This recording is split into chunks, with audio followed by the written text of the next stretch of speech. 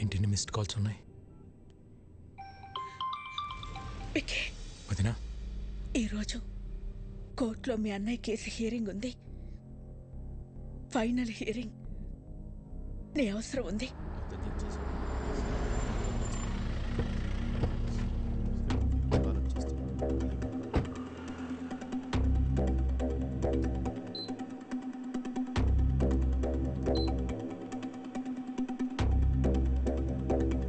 వదినా,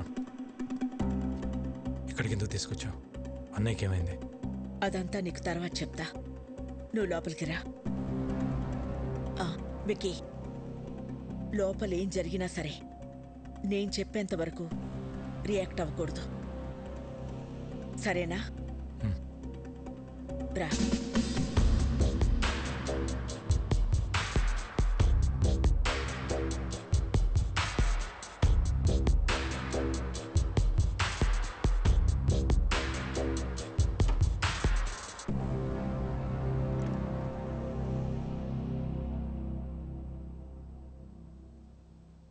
పాపారావు, మా ఆయన ఎక్కడున్నారు? చెప్పండి కమిషనర్ గారు. కోర్టు శిక్ష వేస్తుందని భయపడి పారిపోయి ఉంటాడు. అరెస్ట్ వారెంట్ రాగానే ఎక్కడున్నా వెతికి పట్టుకొస్తాం. మీ నాటకాలు ఆపుతారా? పిల్లల్ని అడ్డం పెట్టుకుని హాస్పిటల్కి పిలిపించింది బాబాయిని కొట్టి ఆయన్ని తీసుకెళ్ళింది జీకే కాదా? పోలీసులు అక్కడుండి కూడా రియాక్ట్ కాలేదంటే దాని వెనకున్నది మీరు కాదా? మర్యాదగా చెప్పు పాపారావు, ఆయన ఎక్కడున్నారు? ఈ రోజు నా అల్లుడు కేసు గెలుస్తాడు. పారిపోయిన నీ మొగుడు ఏ రైలు పట్టాల దగ్గరో శవమై తేల్తాడు. రాజారాంకి కొడుకెలాగో లేడుగా. తలకురివి పెట్టడానికి తమ్ముడిని రెడీ అవ్వమంటే పెట్ట.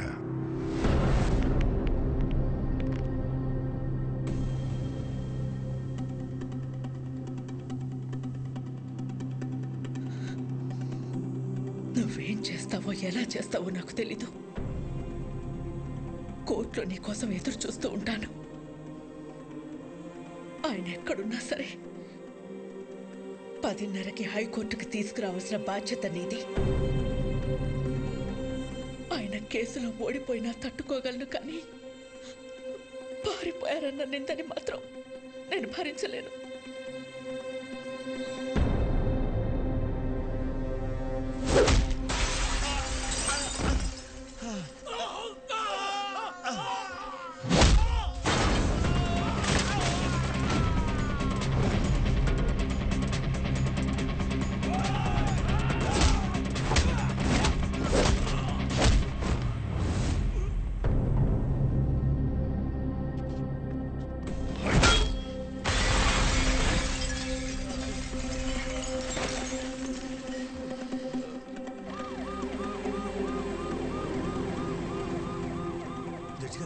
జడ్జి గారు వచ్చేసారమ్మా. రాజారాం గారు ఇంకా రాలేదు. నాకేదో భయంగా ఉంది. మీరు భయపడొద్దు, ఆయన వస్తారు. వాడు ఆయన్ని టైంకి తీసుకొస్తాడు.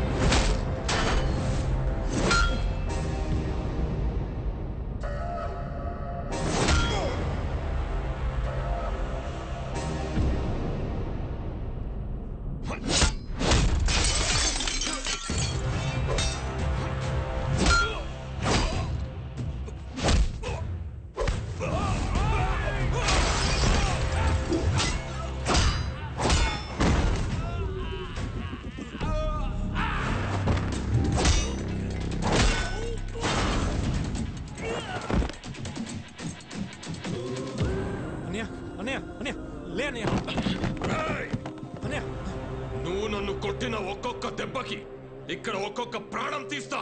రారా,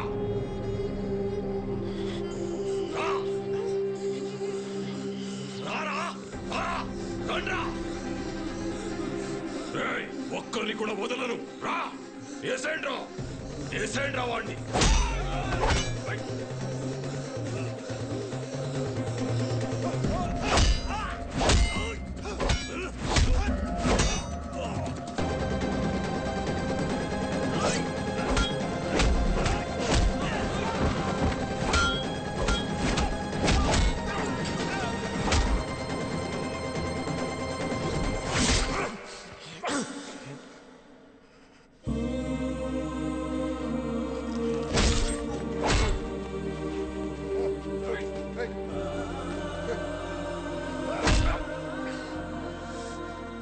లాయర్ గారు రాజారాం కోసం వెయిట్ చేస్తున్నారా?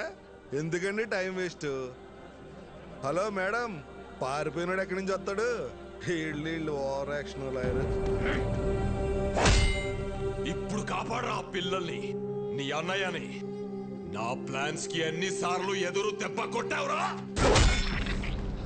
మీ అన్న ఇంటి మీదకు బీహారోళ్లను పంపిస్తే వాళ్ళని పరిగెత్తించి కొట్టావు.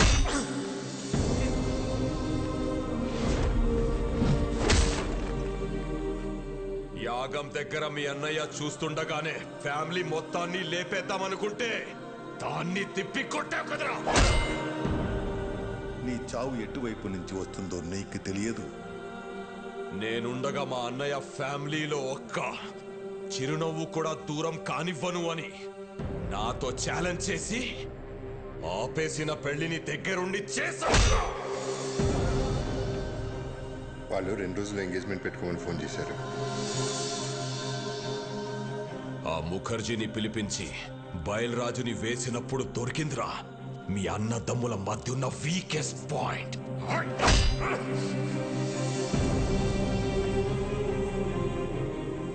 కాపాడరా, ఇప్పుడు కాపాడు.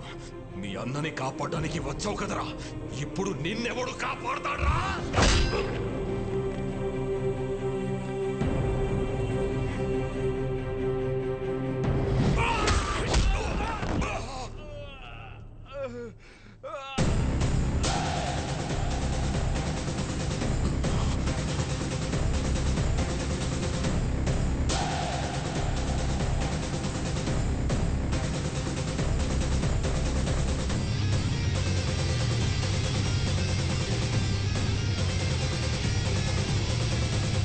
నువ్వే కరెక్ట్ విక్కీ.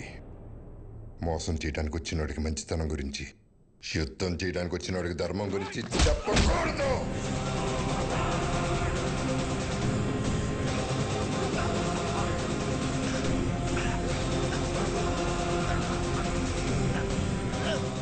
చంపేస్తారా?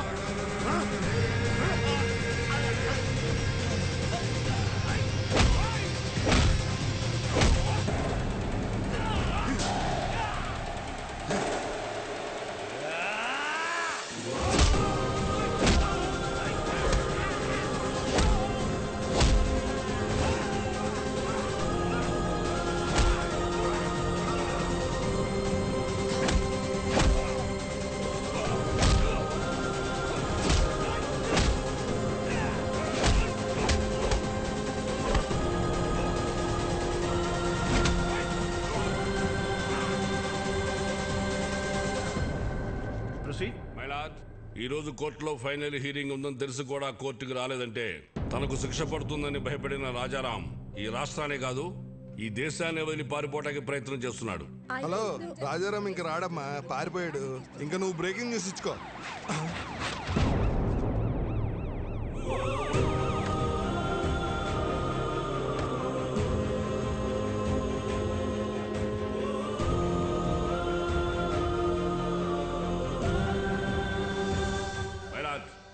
కోర్టుకి ఆరోపణలు కాదు ఆధారాలు కావాలన్న విషయాన్ని లాయర్ గారు మర్చిపోయినట్టున్నారు. ఆధారాలు ఉన్నాయి మై లార్డ్. దానికి సంబంధించిన సాక్ష్యాధారాలన్నీ ఇందులో ఉన్నాయి. నా పేరు బయలురాజ్ సార్.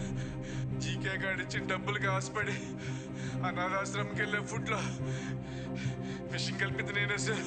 పాపం రాజారాం గారికి ఏం తెలియదండి. ఇదే నా మరణ వాంగ్మూలం కింద తీసుకోండి సార్.